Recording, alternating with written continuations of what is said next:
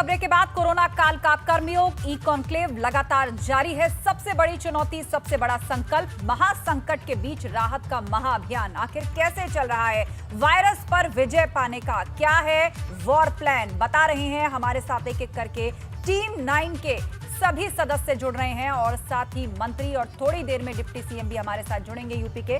और अगले मेहमान जो हमारे जुड़ चुके हैं वो है रणवीर प्रसाद जी, राहत आयुक्त हैं, टीम 9 का हिस्सा है, रोजाना सीएम के साथ बैठक में शामिल रहते हैं और चर्चा करते हैं कि प्रदेश के ग्राउंड हालात क्या हैं कोरोना को लेकर। बहुत बहुत स्वागत है सर आपका एबीपी गंगा पर। जी नमस्कार सर, सबसे पहले रिक्वेस्ट है कि आप यदि कोई टीवी सेट या कोई वॉल्यूम आपके आसपास है तो आप उसको बंद कर दीजिए, क्योंकि वो ऑन एयर जा रहा है आपकी आवाज के अलावा भी।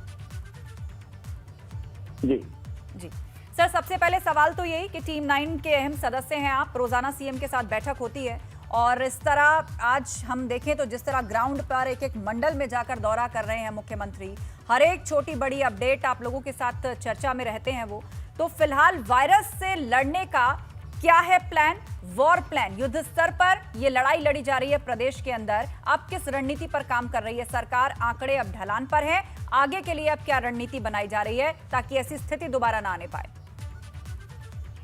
जी, एक तो जो कोरोना महामारी के कारण पिछले वर्ष जो देखा गया था कि बड़ी संख्या में लोगों का पलायन हुआ था और प्रवासी श्रमिक उत्तर प्रदेश में आए थे, उनको कई तरह की समस्याएं हुई थी। उसके लिए इस बार हम लोगों ने पहले से तैयारी की थी और बड़ी संख्या में हम लोगों ने क्वारंटाइन सेंटर खोले और उसके अलावा हम लोगों ने कम्युनिटी किचन की व्यवस्था की है।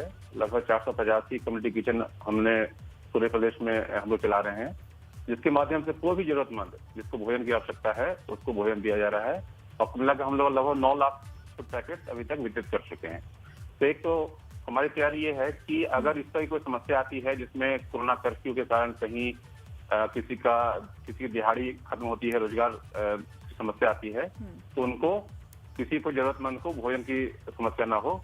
उसके अलावा जो दिहाड़ी मजदूर हैं चाहे जो ट्रेडिशनल क्राफ्ट में कार्य करते हैं, उनके लिए भरण पोषण भत्ता की व्यवस्था का निर्देश सरकार ने दिया है और उसके लिए शहरों में और गांवों में सर्वे का कार्य चल रहा है और उनको 1,000 रुपये की धनराशि भरण पोषण भत्ता के रूप में दी जाएगी। जहां तक कोरोना से लड़ने की बात है, माननीय मुख्यमंत्री जी ने हर जिले में अभी वरिष्ठ अधिकारियों को नोडल के रूप में तैनात किया था। मुझे भी देवरिया जाने का अवसर प्राप्त हुआ था।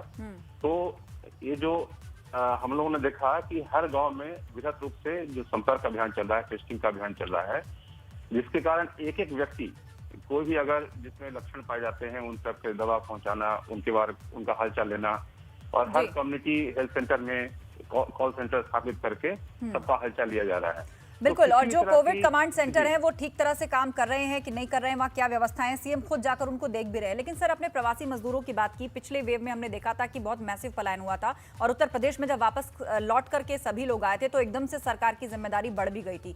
इस बार भी कुछ लोगों ने दिल्ली या कह लीजिए महाराष्ट्र, मध्य प्रदेश, जहाँ भी लोग लेबर बनकर जाते हैं वो यूपी वापस आए, अपने गृह जनपदों का उन्होंने रुख किया। तो पिछले बार से लेकर इस बार की स्थिति में क्या बदलाव आपको दिखा? और एक बार फिर से जब संक्रमण बेकाबू हो गया था, हम लोग पीक पर थे, तो किस तरह से मैनेजमेंट किया गया है सबका? इस बार जो कोरोना कर्फ्यू है उसमें औद्योगिक गतिविधियां इत्यादियों पर चालू रही थी। इसके कारण से पिछले साल लगभग जैसे 37 लाख प्रवासी मजदूर आए थे यहाँ, लेकिन अभी तक जो आंकड़ा हमारे पास है लगभग 3.25 लाख का है। तो इस बार पलायन की स्थिति जो पिछले वर्ष देखने को मिली थी, इस बार नहीं मिली है। जो भी प्रवासी मजदूर अपने गाँव को आए हैं, किसी भी कारण से आए हैं, उनका हम लोगों ने स्किल मैपिंग किया है और उनके लिए भी भरण पोषण भत्ता की व्यवस्था की जा रही है। बिल्कुल, तो सभी जो गरीब रेहड़ी पटरी वाले और इस तरह मजदूर हैं जो कि पर डे लेबर पे काम करते हैं, उसके लिए भरण पोषण व्यवस्था जो है वो राज्य सरकार ने की है, उनके भोजन की व्यवस्था की है और उनको एक मासिक राशि भी देने की बात की गई है, सस्ता राशन उनको दिया जा रहा है। बहुत शुक्रिया सर हमारे साथ जुड़ने के लिए और इन तमाम तथ्यों से अवगत कराने के लिए राज्य की जनता को। और चलिए अब हम कॉन्क्लेव में आगे बढ़ेंगे और हमारे अगले मेहमान हमारे साथ जुड़ चुके हैं और इस वक्त हमारे साथ एसी